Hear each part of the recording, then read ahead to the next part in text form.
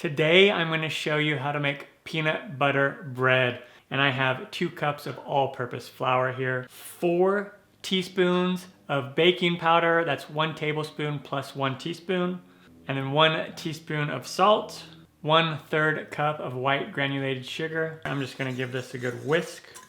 And then we're gonna add milk. This is 1 1/3 cups of milk. I'm using whole milk, but you could use 2%, 1%, and we will just mix this in. And then when it comes together, it's gonna be like a thick, kind of a paste.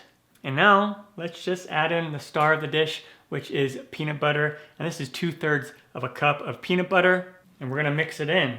So we got it all mixed in like that. It's gonna be like a really, really thick kind of paste texture, consistency.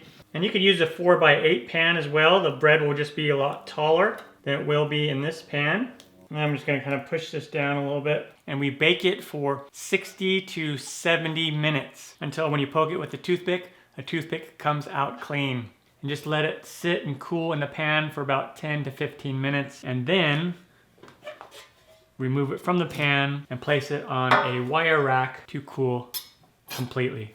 And I'm gonna show you what it looks like. It's a nice little crust on the outside and a nice and soft on the inside. Look at that crumb. Take care. Time for me to dive into this. So yeah, yummy, yummy, yummy.